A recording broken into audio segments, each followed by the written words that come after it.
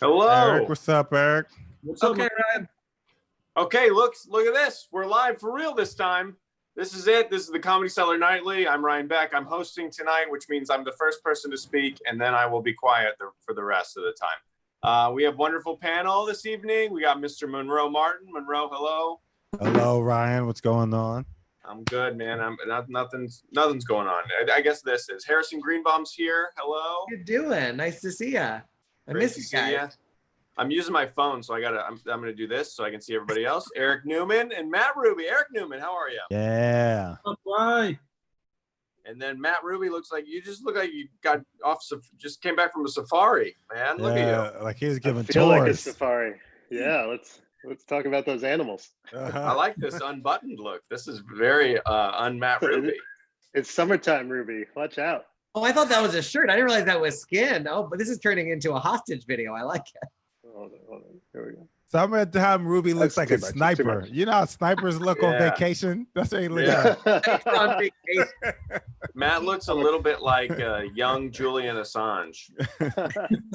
I'm He doesn't look like he's a about comedy to leak sniper. secrets, right? He knows something about the deep state, and he's about to. Yeah. Yeah. Exactly. This I isn't do. the summertime dance club Matt Ruby look that I'm used to Yeah. seeing, man. He picks up Mhm. chicks in thong sandals, Ruby. I like. I got Yeah. a lot of Russian secrets to Yep. divulge. That's right. All kinds of stuff going on. Feeling on the beach of like a third world country. That sounds amazing. Yes, please. Well, I got to be forthcoming with you guys. We're going to run a tight ship tonight because God I damn it. got a hot date with the wife. After this, we're going to get into this murder documentary show on HBO, and she's ready to go. So this is going to be a tight hour that we're running here, boys. Damn. Sounds good. But did you watch the Epstein doc? No, I don't want to watch that. You're not- The guy's a did. monster. The guy's a monster. I don't want to. Why?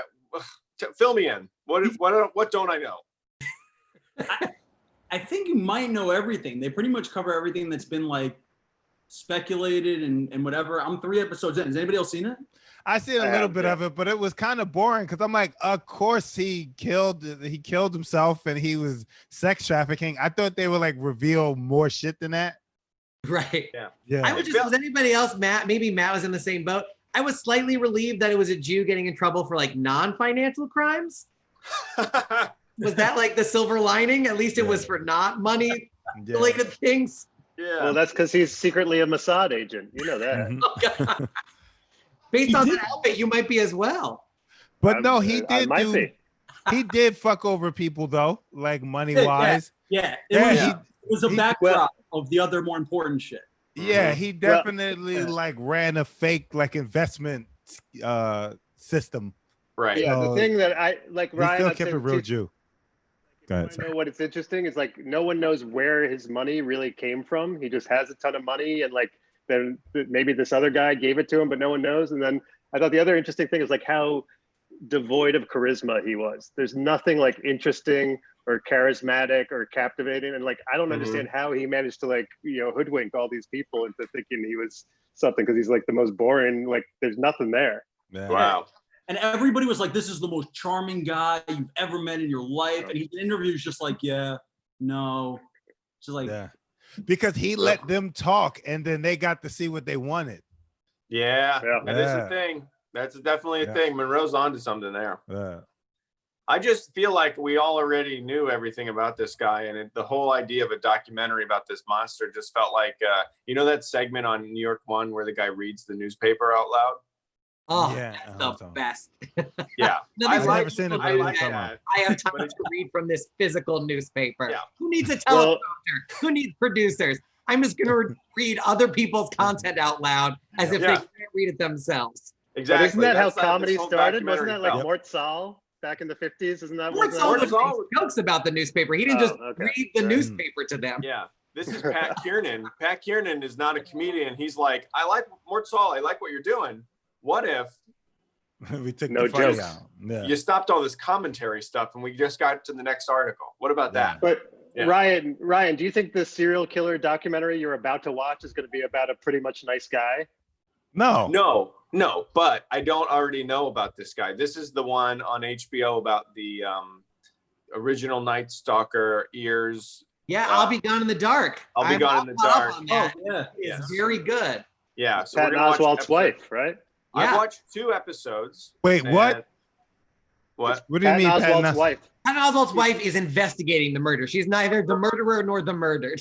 Oh, okay, She okay. identified. She found the murderer. Because I thought he got remarried after his wife passed away. Very No, quick. that's her. That's her. Oh, okay. Prior to her death, she was writing this book on this. The guy that is the Golden State Killer is what she kind of dubbed him, and like the research that she did and the spotlight that she put on it helped facilitate the finding of the guy. Oh, okay. So I've watched 2 episodes of this. It's terrifying. I have not been sleeping well, and now I own a baseball bat. Really? So, yeah. What type of Not baseball that bat? much. You know what? I'll show you, and I'll give you a You hot gotta- tip if you want to buy a baseball bat. You got a wooden bats are good. You go straight metal. Oh yeah, I Yeah. like wooden better. Yeah. Nice Rawlings wooden baseball bat, and I'll tell you this right now.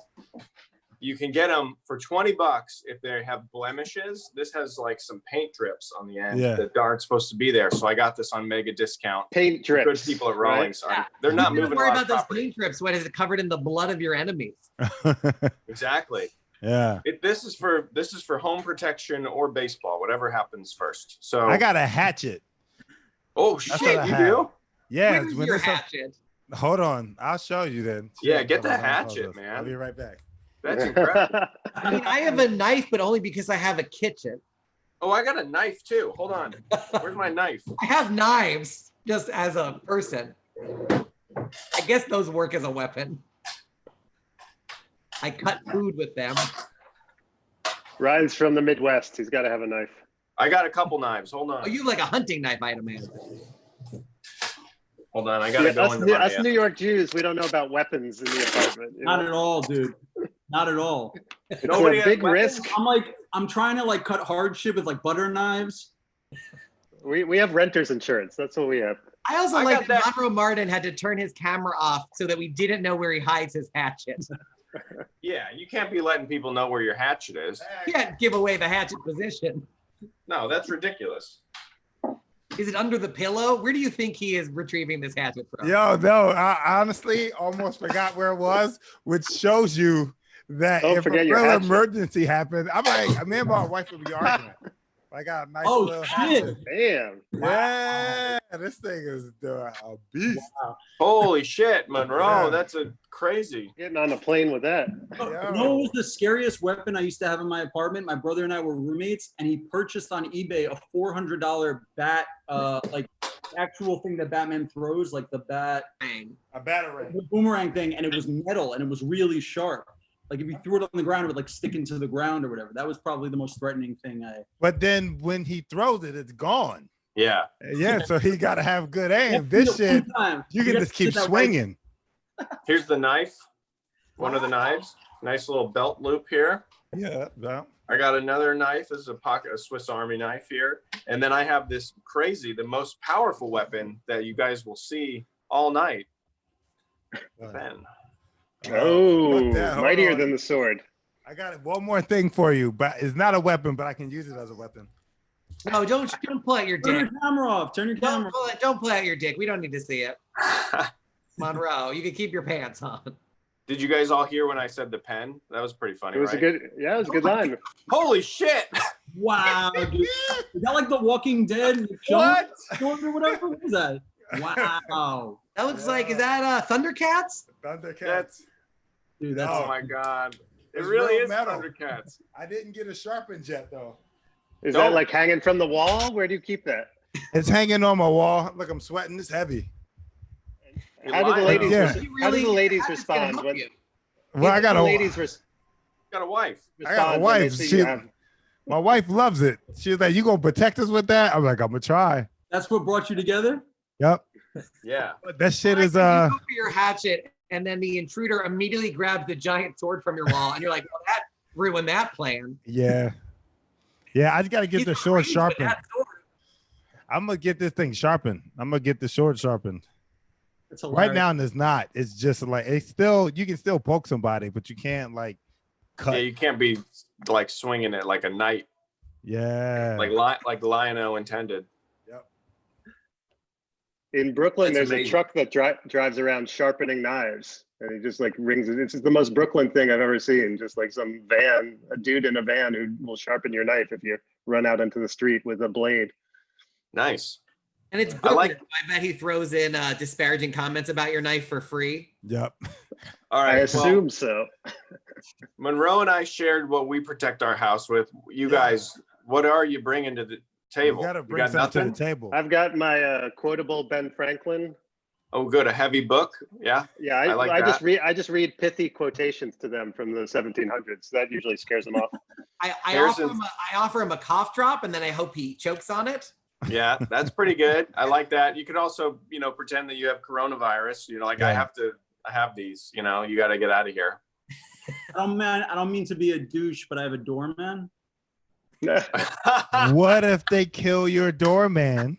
Dude, Yeah. my doorman is Yeah. not equipped to protect anybody in this building, dude. He's like 75 years old. Yep. He can barely You got to walk. get him a hatchet. He needs You a gotta hatchet. get him a hatchet, yo. Don't tip him at Christmas. Get him a hatchet I'm gonna keep going. Times of COVID, you got to have a hatchet in the city. and just say, "Hey, bro, I was thinking about you." He Here's doesn't a hatchet. I actually slipped. I swear to God, I slipped his tip into his hand while he was sleeping in December. Oh my God. Why'd you tip him then? Yeah, Why no What'd you kidding. tip him I'm a for? good tipper. I don't know. Otherwise, his packages are going to get lost. How did It he wouldn't know that get it was lost. from you? Yeah. I put it in an envelope. Ah, good call. Yeah, you don't want to have Yeah. loose money in your hand while you're sleeping. Never. Yeah. You feel when you tip. Remember that Seinfeld episode where he wants to make sure the person at the counter sees that he's tipping? Every time. You have to. You have to. It doesn't exist if no one sees you. I went by the Comedy Cellar last week just to see what's going on. I was like, in the neighborhood. And I went to Cafe Reggio right next door, and I tipped on iced coffee that I got. Me and my wife got iced coffee, and I tipped, and they didn't see it. And I was like, why did I do that? This Mm-mm. time, that whole thing.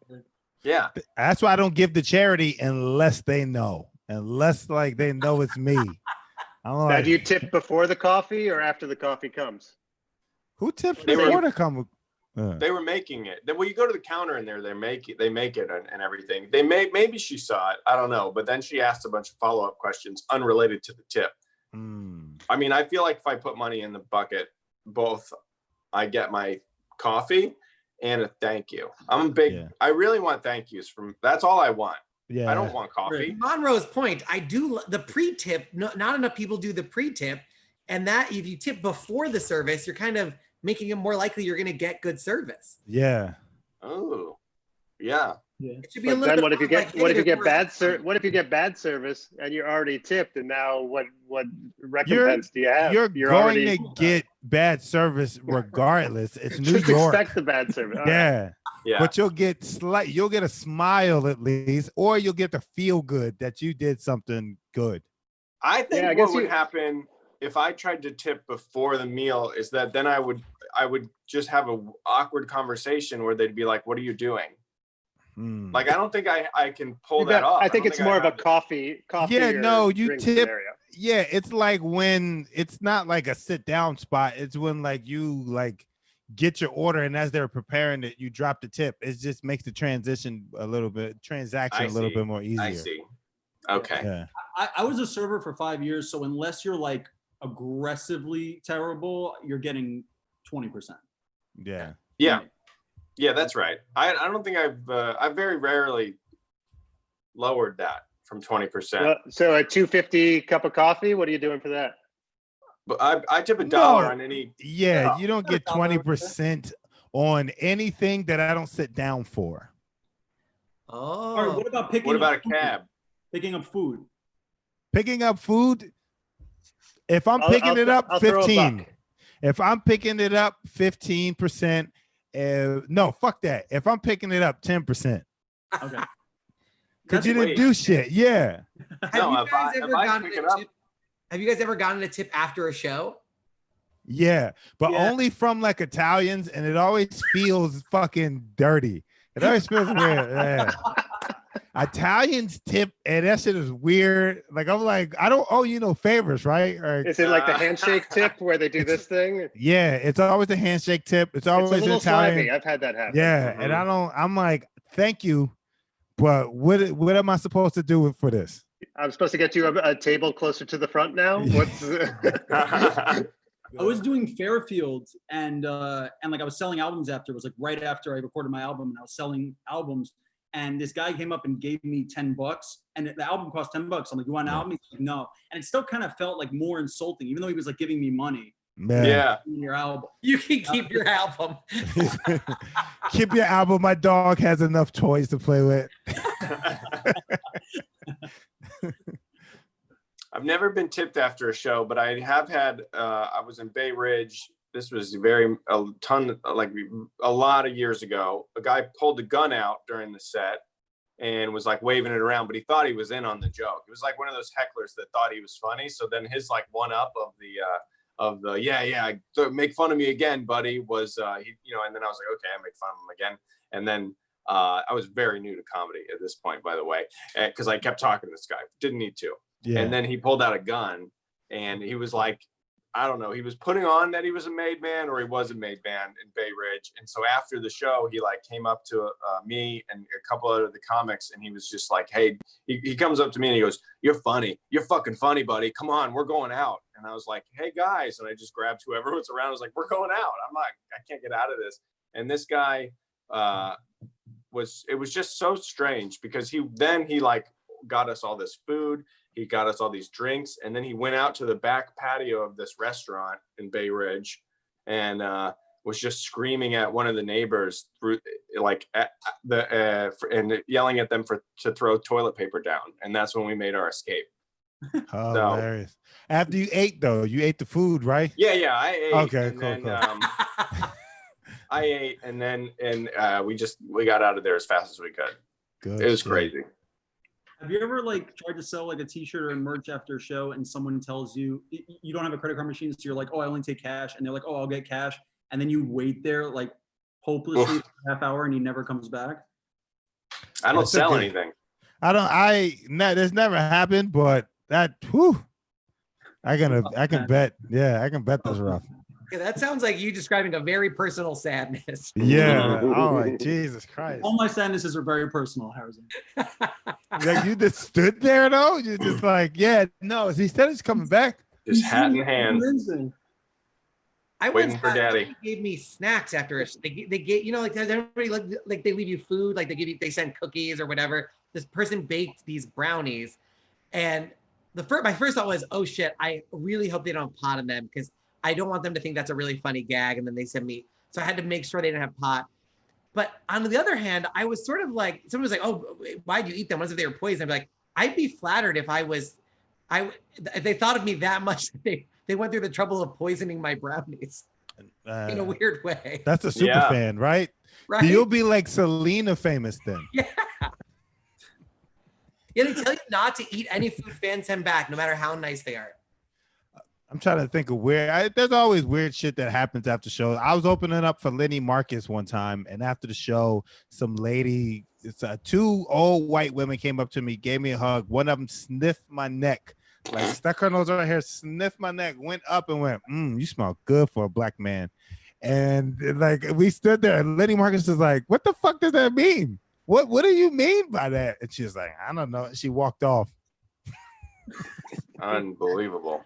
Also, it's rude because most black men smell really good anyway. Yeah, it's called shea butter. Yeah, it should be like you smell good for a white guy. Yeah. Right. I always find it interesting. Like when people after a show like feel the need to compare all the comedians on the show to each other. Yeah. Like we were in combat with each other. Like I'm like, you're not helping anything with this compliment, Always an uncomfortable situation. Terribly. And why do they think it's necessary? Like when there's they're all lined up and it's like three people on the show lined up next to each other, and then they go to one, they go, loved you, and then say it to not the other two. Yeah. Why? It's a dick move. Because it gives them power, right? After a basketball game, no one's ever like, oh, LeBron, you were so much better than your teammate Danny Green tonight. Like we didn't like him at all, but you were great. It's always like you were great. I guess the media kind of does that, right? They like huddle around the guy that had the good game. Yeah. Oh yeah, and just leave the other one in the locker room just changing. Yeah, it's just naked in the background, sad. I don't know about you. When I bomb, I can't just like hang around. I gotta get the fuck out of there. Yeah, that's because you're a real comedian, Eric. But Ryan, do you see what I'm saying? Like so many people that just if you bomb, get the fuck out of here. Right. fuck out of there. You gotta stay. You gotta sit on the fucking table. stay. No. Can't stay. You have to. No, Don't get aborted and sit in front of Tom Papa. Don't like. Then do you have to stand next to the headliner who killed? You gotta stay. At least that's what, like, coming up at the Laugh House in Philly, they said after your performance, good or bad, you gotta stand out there and shake hands. That's tough, dude. And you have to, because some people will still be like, "Yo, you were off tonight, but I'll see you again." I've had somebody when I was headlining on the road feature for me and bomb, and then try to sell his album, and I respected the hustle. Like, God bless him. Yeah. Like, Be like, "Yo, if you didn't like that shit I just said on stage, well, wait till you hear this." You know, did not sell a Imagine. single album. Right. But God bless Imagine what that it'll be man. like to be bored inside your own truck. Yep. Put this in there. No, I don't like. If I feel like it's bad, I don't know. I usually I'll get out of there. I don't want any part of it. You know.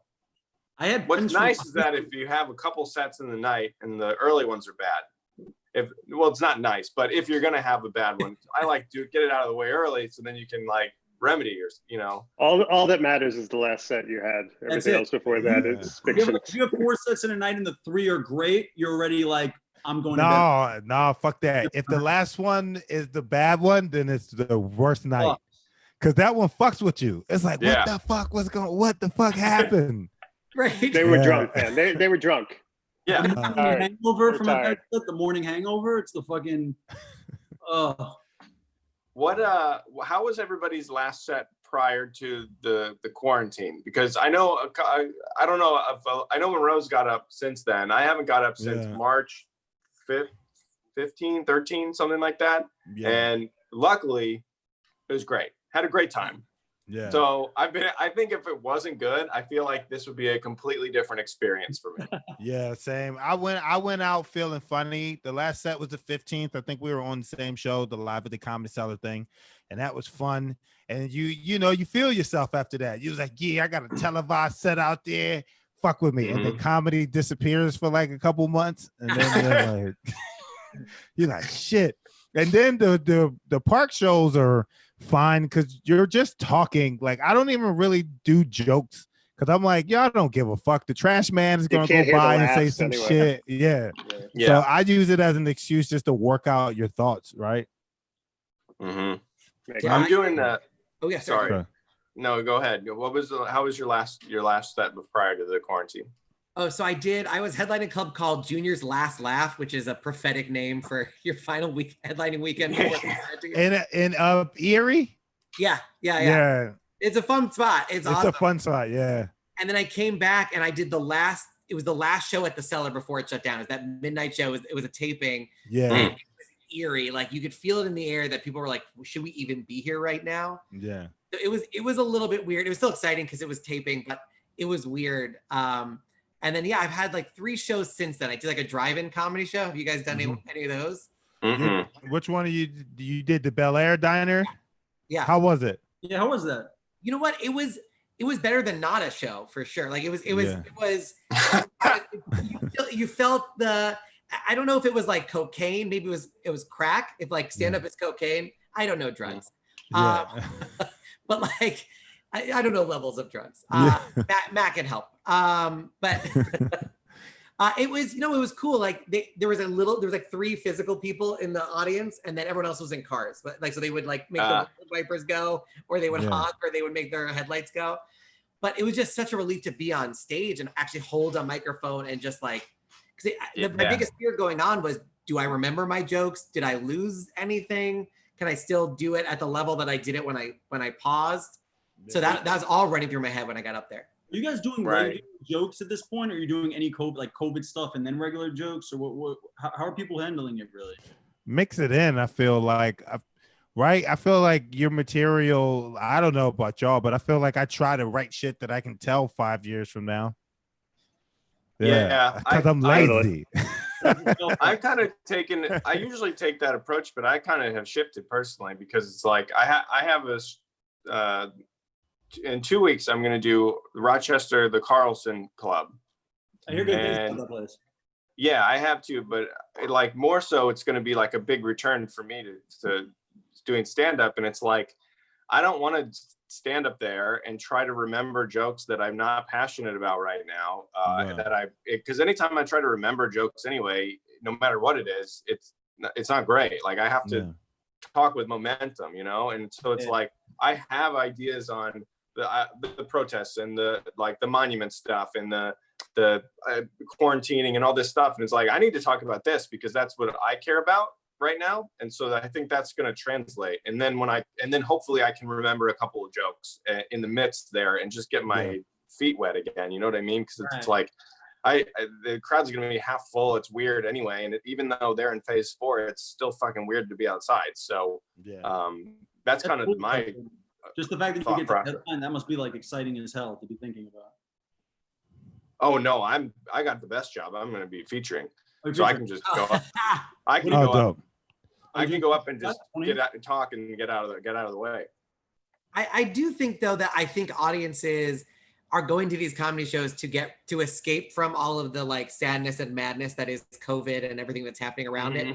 So I do think maybe in the short term they might be okay with hearing Corona jokes, but I think they're going to wear out their welcome real fast, and people just want to laugh about anything but the shit that has been bothering them. I think it's going to, by the time we get back to comedy, it's going to be hack to talk about. Like it'll be a hack topic, even though we never even got to talk about it on stage. Zoom shows, it'd be kind of crazy. People like don't care anymore. They're like, well, I think it's really about the joke, man. I think it's about the joke. I think if you're making a joke at all about people actually getting sick or like saying that you have it, that's probably not funny. Yeah. I just think it's tough to have a fresh take on it. Like, what do you have to say about it? It's like. Well, wait till I start talking, Matt Ruby. You're gonna you're gonna unbutton that other button's coming off. It's my pants are off already, so it's perfect. Hell yeah. Well, can I tell you about my last show? Yeah, please. It was a bar show at the Trump Hotel across the street from the UN.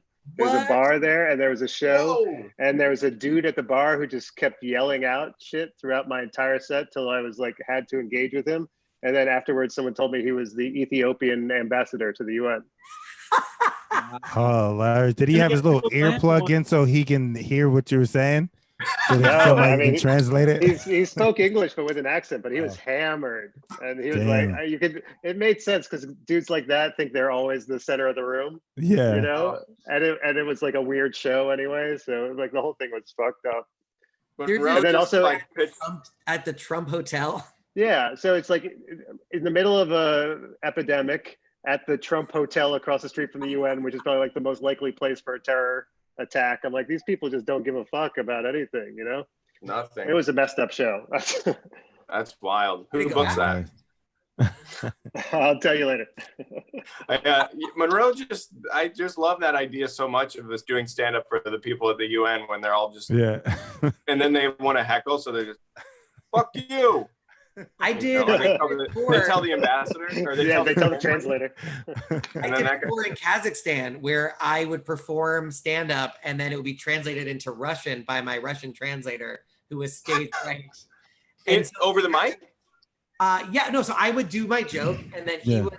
We worked it out, so I came up with a lot of tricks so that I could maintain my rhythm, and it wouldn't just be talking for 5 minutes and then standing there as he said it again in Russian, and then there was hopefully a laugh if he translated it right.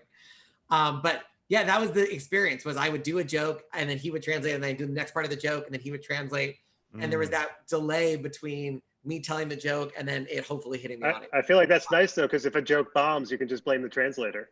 That's right. Exactly. Like, he fucked up the delivery. He fucked it up, No, Matt, it's this translator's drunk. This guy. There's one time I said hotel. I said a joke and it definitely said the word hotel, and then I'm listening to his translation. I don't understand a word of it, but I hear the word Hilton for sure. For sure, like heavily accented the word Hilton. And so I go up to him afterwards and I go, I said hotel, did you change it to the Hilton? And he's like, yes, they're the sponsor. And I was like, oh shit. You're adding little ads in my ad. It was weird. He's like, don't forget to get up early to get your breakfast, and we do complimentary turnovers and turn downs. I was hosting at the Cellar at McDougal Thursday night, so I guess it was like March 13th or whatever it was, and so that was my last show, and they were giving everybody their own mics, which was fucking awesome. Can that be a thing forever, by the way? Do you guys agree that should be a thing forever? No. Yeah, why not? I get it. Mics are disgusting. Mics are gross. Mics are gross. What's also gross is going up there and having to fucking figure this thing out. It's definitely, it was hard with the momentum and stuff. Like, it was weird. Like, like plug, because like I remember specifically like Christian Finnegan, he like took his mic out, gave me the cord. I had to then plug my mic in and then like basically outro him just like without a mic. Well, that first 10 seconds, they're already making up their mind about you. You know, so like if that's your first impression, is like I'm the tech guy. I gotta plug this in. Yeah, I subconscious. was supposed to go away to Buffalo at this Rob's Comedy Playhouse. Have you guys ever been? Yeah, I have done it. It's like terrible pay, but a great, like a phenomenal room, like record an album, phenomenal. But I didn't want to go because it was already Friday and they were talking about possibly shutting down everything. So I decided not to go. I definitely would have went if I known it would have been, 4 months. Yeah. But yeah, I canceled the show, my bar show, which I don't know what's going to go on with that, but I canceled the last one, and the guy was like, it's going to be quite a while till we do this again. And I was like, I don't want to give anybody disease over, what we do over there. So you got to, I don't know. It's a tough call. It was especially a tough call in March. When are you guys thinking it comes back? I don't know. When's anything? Oh, comedy? Yeah. Man, it's back. Outside shows are fun. It's back already, Matt. The outside shows are fun. Better than Zoom show? What would you take? A really good outside? I would take an outside show over the best Zoom show. I would take the worst outside show over the best Zoom show. Maybe you haven't done that's the future comedy though. People honking their horns and. But no, so the ones where people are like sitting on the grass or they're sitting in their little circles, those are really fun. Sure, those are fun. Yeah. It's going to be a dark winter if we get used to outdoor shows and we're still not back at comedy clubs and it just gets real cold. We're going to be on rooftops with fucking North Faces on and shit. Exactly. And those heaters, those drum heaters. We might get, I'm hoping we get at least like a month or two before second wave in like maybe September, October. Maybe we could sneak in a couple months before. Yeah. But do people even want to go to a show? Are there any tourists around, Yeah. I mean, I don't think there are. I mean, if you want to come in from Florida, for example, I think didn't Cuomo just say that you have to they're really enforcing the quarantine. There's lots of fines and you have to give contact information. So the tourism is going to go way down. Yeah. I hope that they I don't want people bringing it back. Oh, agreed. Like it's not that it's not here, but it's like, I like that they're trying to enforce it, but the thing that's really so infuriating is that there's no federal plan. There's still no federal plan. So it's like, hey, New York's saying, hey, people in Florida, you can't come here and just walk around. You have to quarantine for 14 days. It's like, what police, who's keeping that enforced? It's crazy.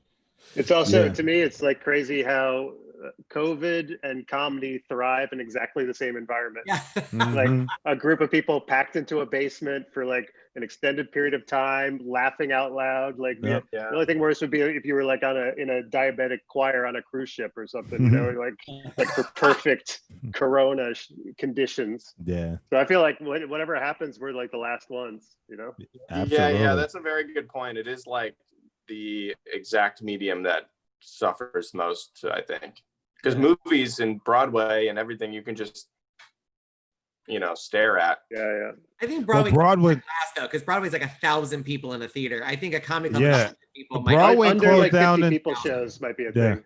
Broadway is closed down until 2021 though. They're done. Yeah, they are. Yeah.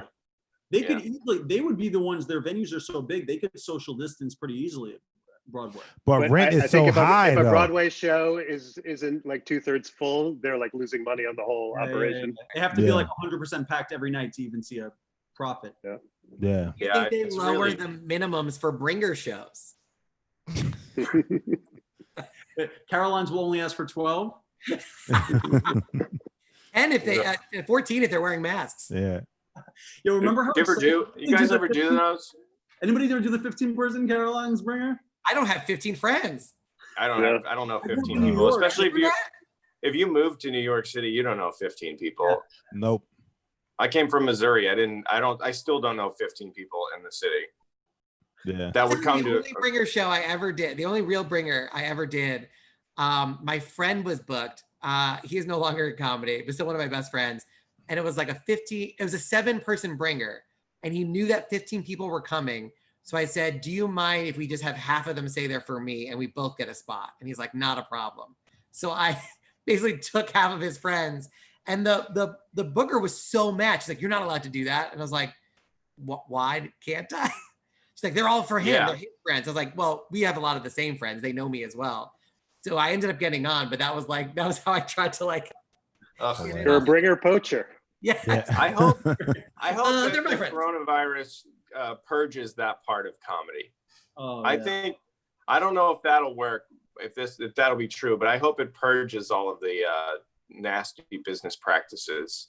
No, it's just gonna make them go harder, yo. There's already no, for real. It just makes them go harder. Like I get emails from like different comedy productions that are doing paid open mics. Basically, people are paying to do open mics on Zoom.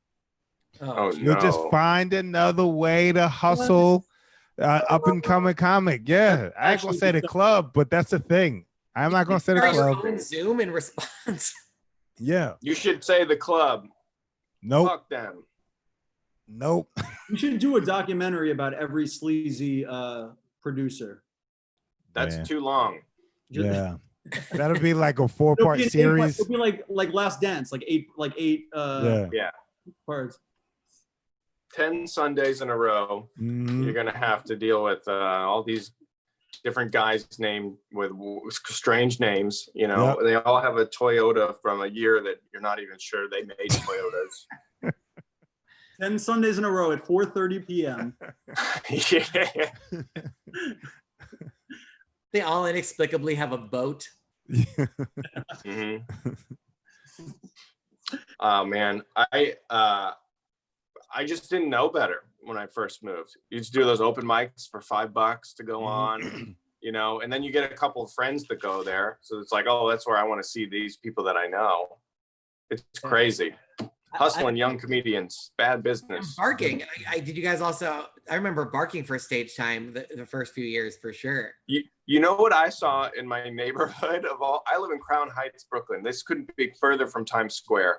I saw a binder on the street that was one of those binders that say like Comedy Central tickets, Yeah. and like you know what I'm talking about. It's like With one the of those, faces, Yeah. all the faces on it. or all the whatever. different logos and shit. Jay that Leno you see. tonight. Jay Leno's Yeah. coming by tonight. Yeah. People like Tina Fey's gonna go on, and you're like, what are you talking about? She doesn't do stand-up comedy. Yeah. It's crazy. I did. So I grew up here. So I grew up on the Upper East Side. So I had like the comic strip was 2 blocks from my apartment. So I did bringer shows my first 2 years, like once a month. I would bring like, he would ask for like 3 friends. So I would bring like 3 friends, do it. And then I did like my first open mic like 2 years in. And I was Mm. Whoa. wow. Because I've been doing like decent, you know, like bringer shows are like pretty forgiving crowds and, you know. Because they're your friends and they don't want to tell you that you're bad. They just be And like, they haven't "Oh, they here we haven't go." seen a good comedian that night. Yeah. Yeah. And they It hope was that you like- pay for drinks. So they're like, I once hosted a bringer show and I had to bring up this very old man, and the sets were supposed to be like 7 minutes. And no, yeah, they were 6 minutes. They were 6-minute sets. And at minute 5, we light you. And then at minute 6, they start like really flashing them. And then at like Yeah. minute 7, they're like waving their hands. Minute 8, they cut your mic. And then once in a while, the comic's like, oh no, my mic is broken. This is my moment to show that I can conquer adversity. And so they keep going. Then the music goes on. And this old guy does 15 minutes. It's supposed to be a 6-minute set. And so I make some joke like, oh, he's old. This is probably his last one. He saw the light. He didn't want to go towards it, something like that. And then I get a call a week later. He died. It really was his last performance. Jesus Christ, you killed him. You put a hex on him. He was killed. Harrison, that's your greatest magic trick of all time. Yeah. I made a Bringer Show comic disappear. Oh, Amazing. His That's last words sad. were "ta-da." That's the You know what I benefit of miss? starting. Okay. oh no, go ahead. I said I that's was the changing bit. the That's subject. oh, I'm about to say that's just the beauty of starting in Philly is there weren't no bringer shows. They were just like you just had to do this show like they had the Laugh House and Helium and then every place in between. And then the Laugh House, you did the open mic, but that shit was like a real show. So if you bombed, they would boo you, they would snatch you off stage, all that shit. Like seriously, like it was a guy named the legendary Wid. He's a legend. He was like Carrot Top before Carrot Top. And if you was bombing, whether it was like 3-4 minutes into his set, he would come on stage and be like, all right, that's it. That's all you got tonight. And fucking take you off stage in front of everybody. And people would cheer him on, like, yeah. And then you have to stand out there afterwards. I'm like, Did thank you that for ever happen coming. to you? Yeah, all the time. Was he like the Sandman from Apollo? Yep. Yes. I love that guy. He did not fuck around. Wid did not fuck around. And he would kill right after he took you off. He would fucking crush. Oh, You'd be And like, that's "God, good it-" momentum. Yeah. That's good Yeah. momentum. That's like high school lunchroom momentum. That's Yeah. like, fuck that guy, huh, everybody? And you're like, yeah, we all have common ground. Fuck that guy. He would fucking smash right after that. And you just Ugh, head down. Yeah. that's rough, man. Still around, right? Huh? Is Laugh House still around? The name is still around. The location isn't though. I think they like do different. I think they do like pop-up shows or some shit. Helium is around, and now they have the Punchline. I Mhm. never did the Punchline. I think Helium is one of the best structured clubs I've ever, like, just so intimate. Yeah. It's nice. It's a nice How club. really- Perfect breeding ground for coronavirus. Yeah. But what a great club. Yeah. Beautiful. What was the Starting guy's in St. name? Louis Wiz, was you just the said? same. Mhm. There would be nothing better time than if another Zoom window popped up and that guy that Monroe was talking about just tried to get one of us off this call. He's like, all right, Ryan. All right. Well, here you go. Ryan, All of a sudden, I you hear must be mixed like, things about the St. Louis Helium. St. Louis Helium. I haven't been to St. Louis Helium. I started at the Funny Bone there, and there's a little bit of a. That's a great room. Yeah, Funny that's Bone. great. That's really fun, and that'll get loud and raucous and everything. But that's the same way with Monroe. We didn't have a guy that would pull you off stage, but their open mic was with real audience, and it was like a big deal to get on when I was 17 and 18 years old. To like, because it was like a list. You had to like sign up online, and then maybe you'd get put in the list, and it was like this whole thing. And it's just so strange to like remember that feeling, because I think that's what's an interesting thing about comedy. Maybe it's a life thing, but like there's a I go back there and I still remember exactly how that felt to hope I get into this on the open mic, and now I'm getting I'll get paid to perform there, so it's like weird, but that feeling never leaves you. And you also have relationships in your life that are the kind of the same way, where it's like I don't know, I'm sure when you guys see your friends from high school or from when you're younger, it's like you kind of snap back into that mentality. And it's very interesting to like go off, grow as a person, perform in Russian, Harrison, and then you come back and then you have like these experiences that are just like, you haven't changed at all, you're still fucking nothing, you got to make the list, you punk. But do these guys look up to you generally when you come home? Are they like the younger comics over there who stayed? The scene has changed. They don't really hang out. Knives. Yeah, they have to look up to me. I have knives. Yeah. I don't know. The scene has kind of changed. There's a couple of nice kids out there, and they like hang out and watch the show, and they like work the club and then work the door to get on and stuff. And so it's like I think that's what's beautiful about comedy, is that how hard it is to get to wherever point you are. So then if you're not a piece of shit, you'll see somebody that's also like working at it. And there's like, I respect that kid for doing that, because that's what he wants to do, is get on jokes. I don't care if he's funny, even he's like, he's 20 years old. Yeah. I hate the guys who forget that they were there. It just like drives me fucking crazy. What do you mean?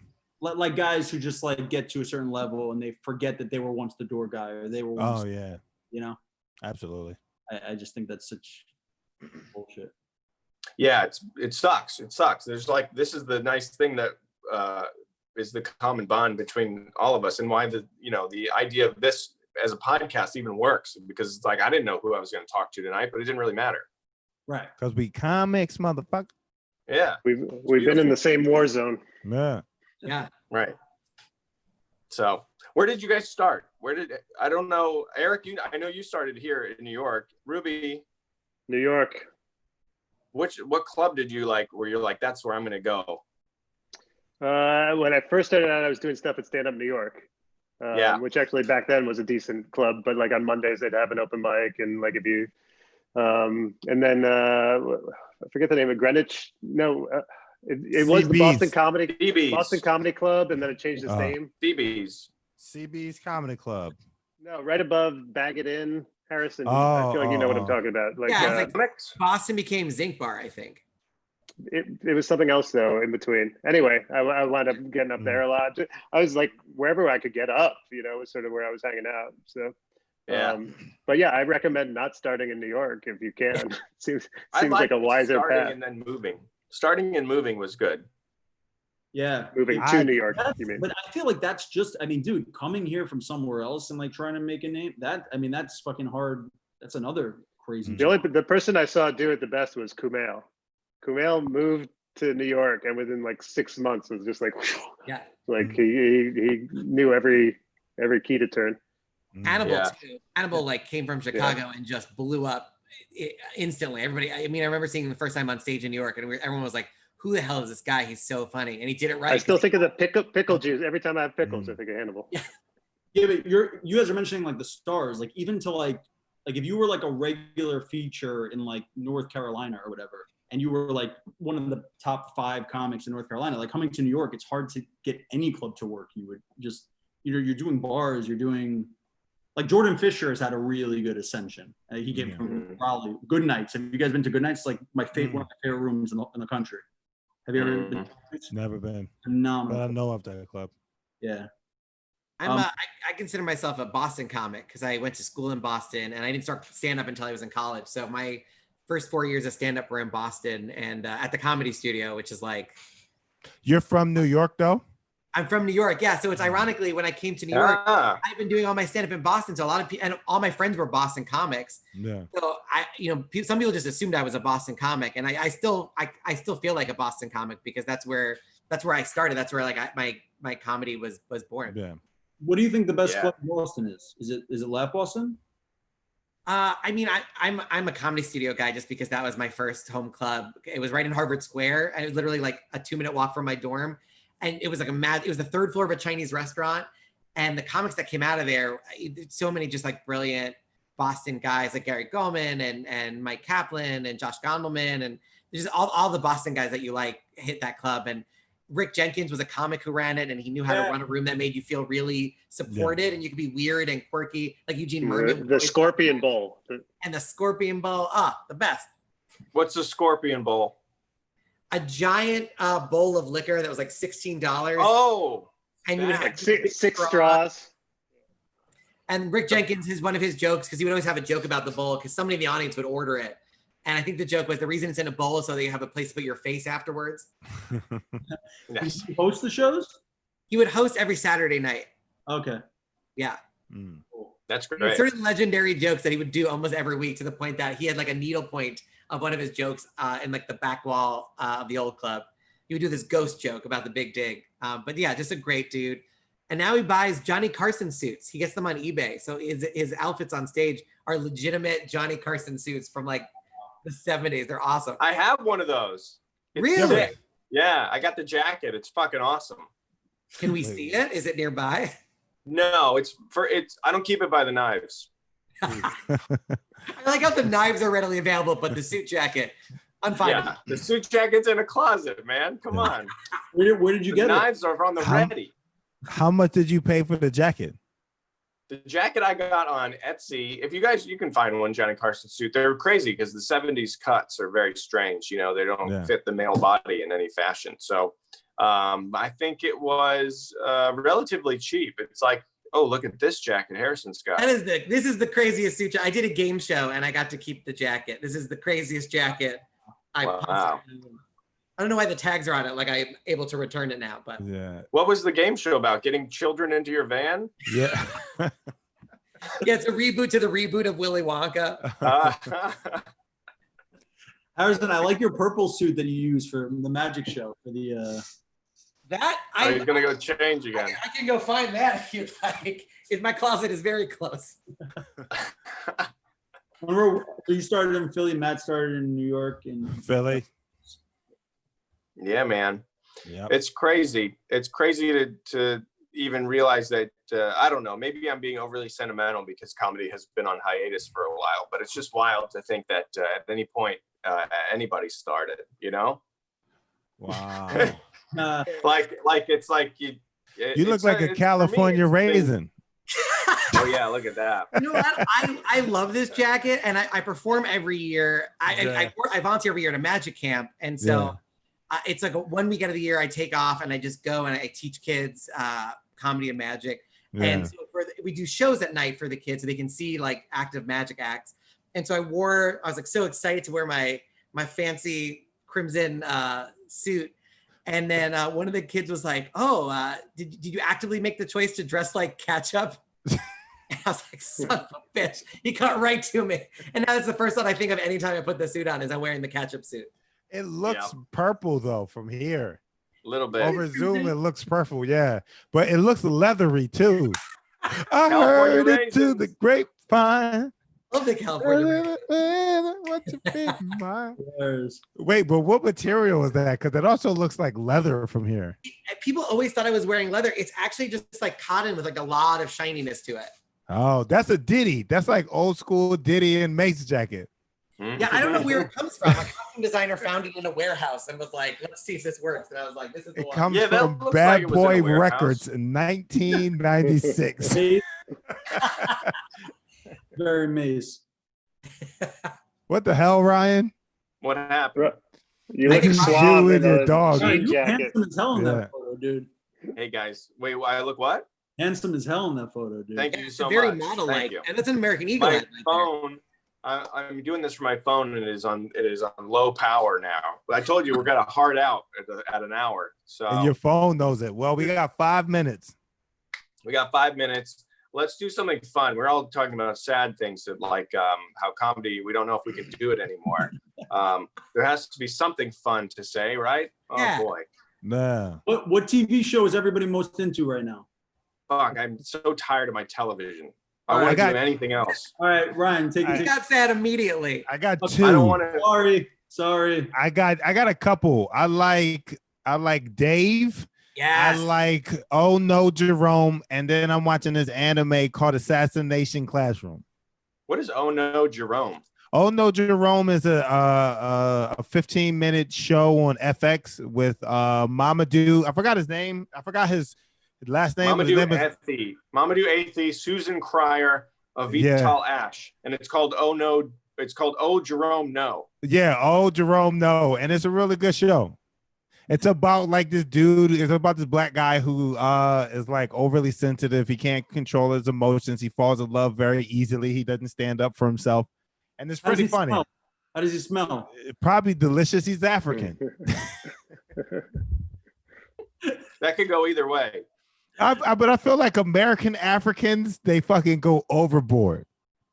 Oh Yeah. Jerome No. Yeah. Yep. There you go. I like Yeah. this assistance that we're getting. Yeah. This is very nice. Thank you, Yeah. Mike. It's a good show. So yeah, man, I'm watching this murder thing, and it keeps me up at night. Hence the weapons. And then this is very pleasant.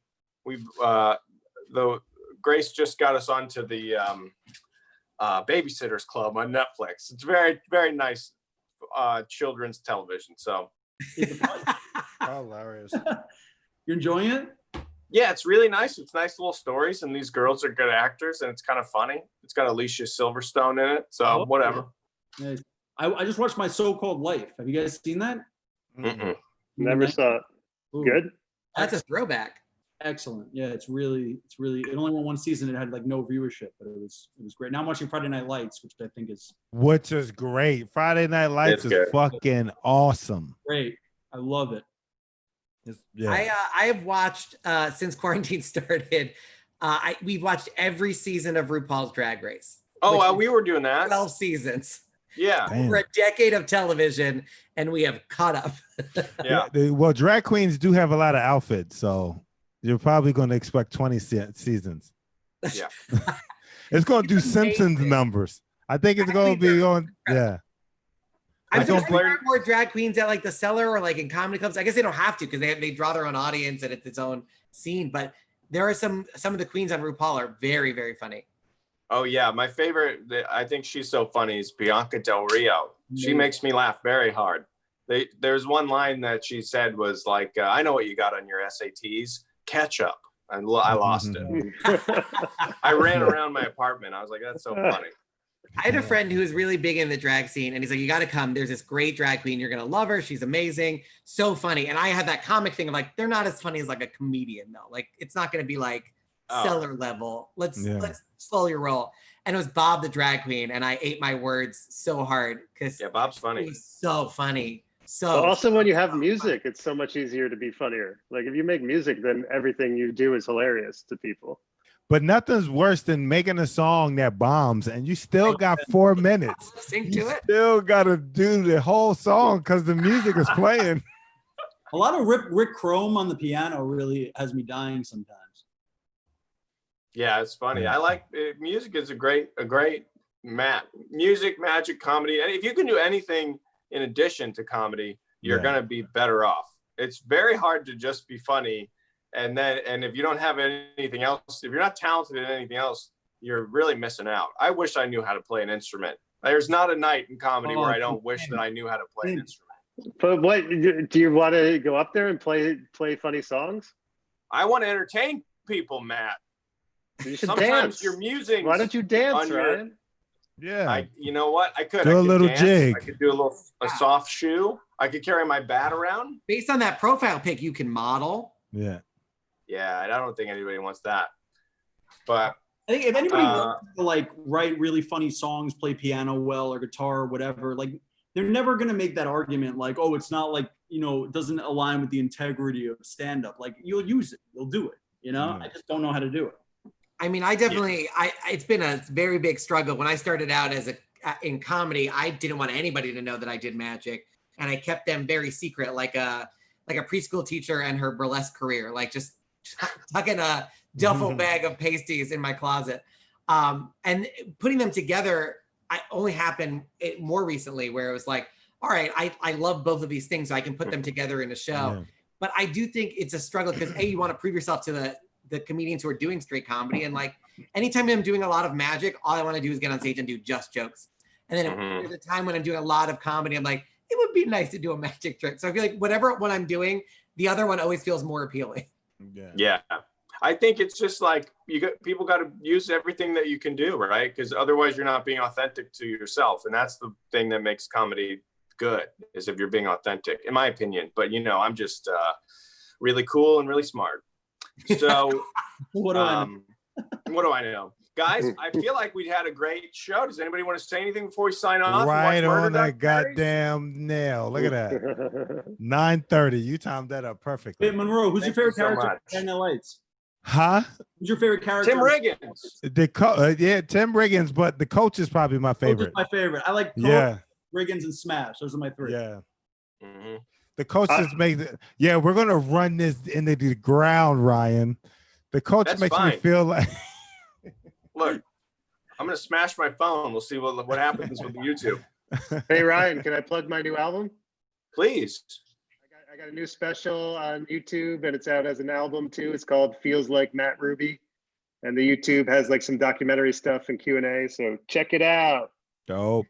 Check that out. You want to follow me on Instagram at Harrison Comedy. My YouTube is youtube.com/Harrison Greenbaum. Pretty easy. So subscribe and stuff, and please support all these guys. It's so nice to see you guys all, and love you and miss you all. Great to see you guys. Oh, well, there's Matt Ruby. There he is. Me. There you go. The wrong comedy club. I am at Monroe Martin III on Twitter and Instagram, and you can find me. I got my podcast, No Need for Apologies. Do it with my buddy Derek Gaines. We got merch for sale, so go ahead and check that out. Yes. And Monroe, you got anything you want to plug? I am Ryan Beck. You can follow me at I am Ryan Beck on Instagram. I think that's your Instagram. I'm not sure. Yeah, that's it. I got a podcast I do with my wife. I forgot the name of it. Falling in love with my wife. Falling in love with my wife. Stitcher, you got it. We all have a podcast we do with Ryan's wife. It's crazy, you know? Yeah, she's really good at hosting things. So it was great to see you guys. Great You to too, see man. y'all. You too, man. All right. Take it easy. Much, guys.